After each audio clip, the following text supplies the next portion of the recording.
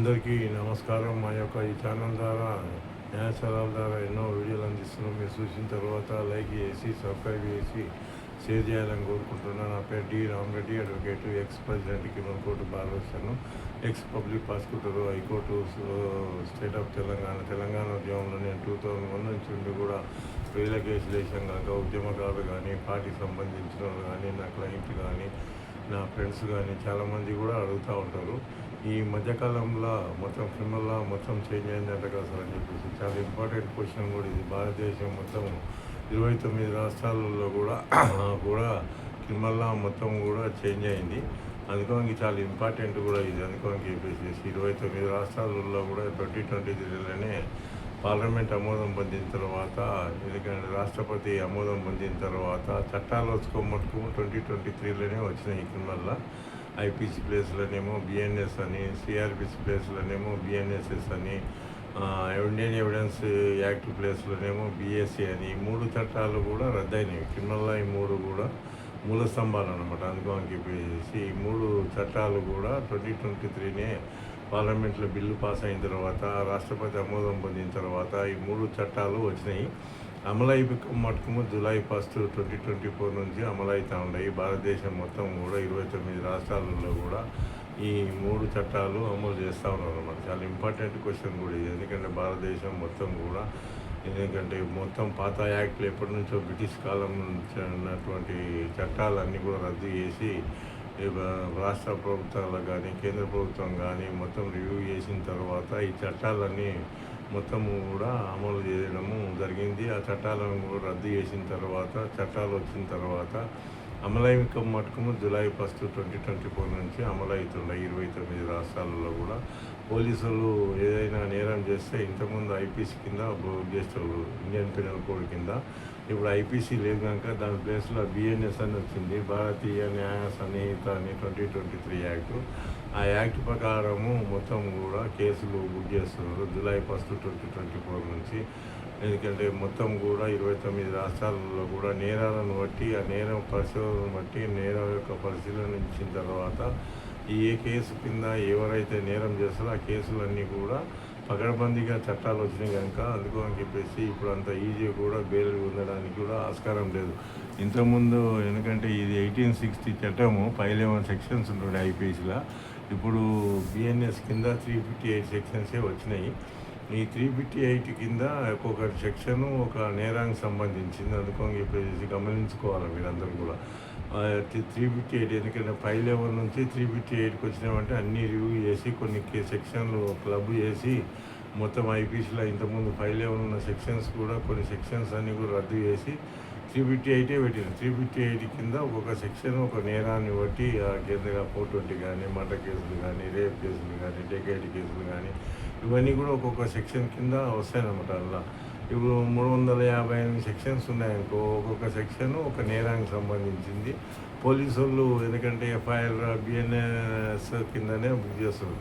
Sir మన పాత కేసులు ఏమైతే సార్ అంటే, పాత సెక్షన్లు అన్నీ కూడా పాత కేసుల కిందనే, పాత ప్రొసీజర్ ప్రకారమే ఫాలో అయ్యి కేసులు అయిపోయినంత వరకు కూడా అవే అమలు చేస్తారనమాట. ఇంకోటి ఏమో సిఆర్పిసి ప్లేసులోనేమో ఇంతకుముందు 484 సెక్షన్స్ ఉంటుండే, ఇప్పుడు 531 ఇంట్లో పెరిగినాయి బిఎన్ఎస్ఎస్ కింద.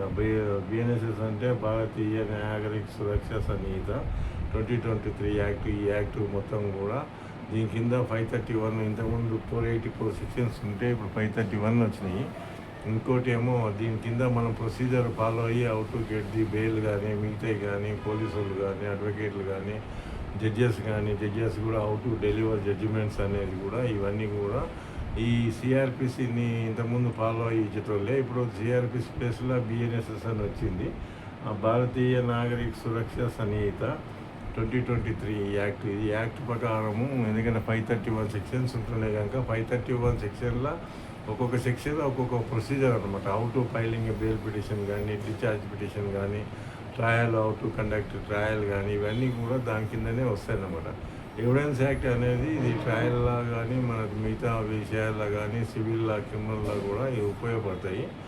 ఇండియన్ ఎవిడెన్స్ యాక్ట్ అనేది కింగ్ అనమాట. ఎవిడెన్స్ యాక్ట్ ఉంటేనే మనం కేసు గెలవడానికి ఆస్కారం ఉంటుంది అనమాట, సివిల్లో కానీ, క్రిమినల్లో కానీ. సివిల్లో ఏం చేంజ్ కాలేదు కనుక ఈ ఎవిడెన్స్ యాక్ట్ను వాళ్ళు ఉపయోగిస్తారు అనమాట, వాళ్ళు యూజ్ చేస్తారు అనమాట. అందుకని చెప్పేసి భారతదేశం మొత్తం కూడా ఈ 3 యాక్టులు బిఎన్ఎస్, బిఎన్ఎస్ఎస్, బిఎస్సి అనేది ఇవి మూల స్తంభాలు అనమాట. అందుకని చెప్పేసి ప్రతి ఒక్కరు కూడా గమనించి, ఎంతమంది కూడా నాకు ఫోన్ చేసి అడుగుతూ ఉంటారు. చాలామంది కూడా తెలియదు, సెంట్రల్ గవర్నమెంట్, స్టేట్ గవర్నమెంట్లు రివ్యూ ఎట్టి కొన్ని సెమినార్స్ కండక్ట్ చేసినట్లయితే ప్రజల లోపల పోయి పకడ్బందీగా శిక్షణల గురించి వాళ్ళ ఆలోచన వచ్చేది. ఇప్పటికీ చాలామంది కూడా నాకు ఫోన్ చేసి పాత శిక్షణలే ఉన్నాయి అనుకుంటున్నారు వాళ్ళు. ఆ పాత శిక్షణలన్నీ కూడా జూలై 1, 2024 నుంచి అమలు అవుతుందన్నట్లు తెలియవు వాళ్ళకు. శిక్షణలు మొత్తం యాక్ట్లు, చట్టాలు మట్టుకోము 2023లో వచ్చింది అనమాట. 2023లో వచ్చినప్పుడు ఆ చట్టాలను అమలు చేసుకోమనుకోము జూలై 1, 2024 నుంచి అమలు అవుతూ ఉన్నాయి.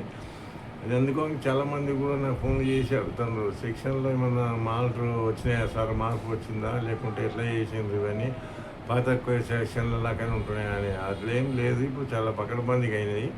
ఎందుకంటే చిన్నపిల్లల మీద, మహిళల మీద దాడులు జరగడము, మానభంగాలు జరగడము, రేప్ కేసులు ఇవన్నీ కూడా సెక్సువల్ హరాస్మెంట్ ఎక్కువైనాయి కనుక ఒక రాష్ట్రం అని చెప్పడానికి లేదు, 29 రాష్ట్రాలలో కూడా ఈ సెక్సువల్ హరాస్మెంట్ మహిళల మీద ఎక్కువైనాయి.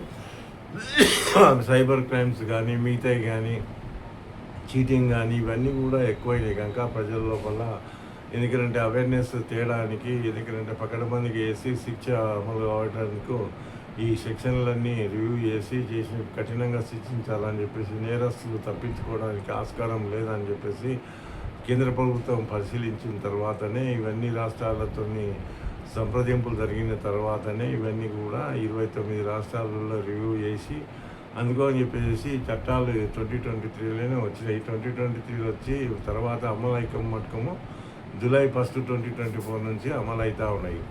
అందుకని చాలామంది కూడా నన్ను అడుగుతూ ఉంటారు, సార్ మాకు తెలియని కేసుల్లో ఎప్పుడు కూడా చాలామంది కేసులో ఇన్వాల్వ్ అయిన వాళ్ళకే తెలుస్తుంది, కేసులో ఇన్వాల్వ్ కాని వాళ్ళకు తెలియదు అన్నమాట. అందుకని చెప్పేసి చాలామంది కూడా నన్ను అడుగుతూ ఉంటారు, సార్ ఛార్జెస్ ఆల్టర్ చేసిండంట సార్, దాని గురించి మళ్ళా ఫస్ట్ కేసులో ఏదైతే ఛార్జెస్ ఉంటావో ఛార్జ్షీట్ వేసిన తర్వాత పోలీసు వాళ్ళు ఛార్జెస్ ఫ్రేమ్ చేస్తారు, ఛార్జెస్ ఫ్రేమ్ చేసిన తర్వాత మళ్ళీ ఆల్టర్ చేస్తారంట కదా సార్ అని చెప్పేసి అడుగుతూ ఉంటారు. ఇది చాలా ఇంపార్టెంట్ క్వశ్చన్ కూడా. కొన్ని సెక్షన్లలో ఛార్జ్షీట్ వేసిన తర్వాత వాళ్ళు ఎందుకంటే అనుమానం వచ్చి జడ్జి గారికి ఎందుకంటే సెక్షన్లు సరిగా లేవన్నప్పుడు భావించినప్పుడు ఆ ఛార్జ్షీట్ కింద ఎవరైనా కంప్లైంట్ ఇచ్చి కంప్లైంట్ కానీ వాళ్ళు కానీ పెట్టిన సెక్షన్లు కానీ అవన్నీ కూడా ఛార్జెస్ ఫ్రేమ్ చేసేటప్పుడు ఛార్జ్షీట్ వేసిన తర్వాత ఛార్జెస్ అనేది ఫ్రేమ్ చేస్తారు ట్రయల్ బిఫోర్ అనమాట. ఆ ట్రయల్ బిఫోర్ ఛార్జెస్ ఫ్రేమ్ చేసేటప్పుడు ఛార్జెస్ అక్యూజ్ని అడిగి మీ మీద ఈ నేరారోపణలు చేస్తూ ఉన్నారని చెప్పేసి అడిగినప్పుడు అక్యూజ్డ్ ఎగ్జామినేషన్ అని ఉంటుంది, దాని గురించి అడిగినప్పుడు జడ్జెస్ ఛార్జెస్ అన్నీ కూడా ఫ్రేమ్ చేస్తారు. చేసిన తర్వాత ట్రయల్ నడుస్తుంది. ట్రయల్ నడిచేటప్పుడు ఈ ఆల్టరేషన్ అనేది ఎప్పుడన్నా జడ్జిమెంట్ బిఫోర్ ఎప్పుడన్నా మళ్ళా జడ్జెస్ అనుకున్నప్పుడు భావించినప్పుడు ఎవరైనా కంప్లైంట్ ఇచ్చేసి ఆ సెక్షన్ వల్ల డిఫెన్స్ అడ్వకేట్ కానీ, ప్రాసిక్యూటర్ కానీ, పోలీస్ తరఫున వాదించే అడ్వకేట్ ఉంటాడో ఆయన ప్రాసిక్యూటర్ ఉంటారు, వీళ్ళిద్దరి మధ్యలో ఎవరైనా కంప్లైంట్ ఇచ్చి జడ్జి గారికి అలా వేసినప్పుడు జడ్జి గారు ఆలోచించేసి ఈ నేరారోపణ పాత చేసిన దానికి మళ్ళీ ఆల్టర్ చేసి వేరే సెక్షన్ కింద కూడా ఛార్జెస్ ఫ్రేమ్ చేయడానికి కంటెంట్స్ ఆఫ్ ది కేసు అనమాట. కేసులో ఏం కంటెంట్స్ ఉన్నాయి, విట్నెస్లు ఏం చెప్పారు అన్నీ కూడా పరిశీలించిన తర్వాత ఫస్ట్ ఏదైతే ఛార్జెస్ ఫ్రేమ్ చేస్తారో తర్వాత మళ్ళీ కూడా ఛార్జెస్ ఫ్రేమ్ చేసేటప్పుడు ముద్దాయికి నోటీస్ ఇవ్వాల్సి వస్తుంది. మళ్ళీ కంప్లైంట్ ఎవరైతే తరపున ప్రాసిక్యూటర్ ఉంటారో పబ్లిక్ ప్రాసిక్యూటర్ పోలీసు వాళ్ళు కూడా నోటీస్ ఇచ్చేసి పలానా సెక్షన్ కింద మళ్ళీ ఆల్టర్ చేస్తున్నాము, ఇంతకుముందు చేసిన ఛార్జెస్ కాకుండా మళ్ళీ అదనంగా అడిషనల్గా ఛార్జెస్ యాడ్ చేస్తున్నామని అనుకున్నప్పుడు భావించినప్పుడు జడ్జి గారు వాళ్ళిద్దరికి కూడా నోటీస్ ఇవ్వాల్సి వస్తుంది. నోటీస్ ఇచ్చిన తర్వాత నోటీసును బట్టి మీరేం చేయాలంటే అడ్వకేట్ను అప్రోచ్ కావాలి. ఆల్టరేషన్ ఎందుకోసం చేస్తుందని చెప్పేసి మీరు కౌంటర్ కూడా వేయచ్చు. దాంట్లో జడ్జి గారి ముందర మీ యొక్క వాదనలు, పబ్లిక్ ప్రాసిక్యూటర్ యొక్క వాదనలు విన్న తర్వాత ఆ సెక్షన్ మొత్తం కూడా ఆల్టర్ చేసి తర్వాత ఛార్జెస్ ఫ్రేమ్ చేస్తారు. జడ్జిమెంట్ బిఫోర్ ఎప్పుడైనా చేయొచ్చు అనమాట. జడ్జి గారికి పవర్ ఉంటుంది, కోర్టుకు పవర్ ఉంటుంది. ఇదే అనమాట. దీని సెక్షన్ ఏదైతే 239 కింద బిఎన్ఎస్ఎస్సి యాక్ట్ ప్రకారము చేయడానికి ఆస్కారం ఉంటుంది అనమాట. ఇంతకుముందు 216 కింద చేసేవాళ్ళు, సిఆర్బిసి కింద 1970 చట్ట ప్రకారము.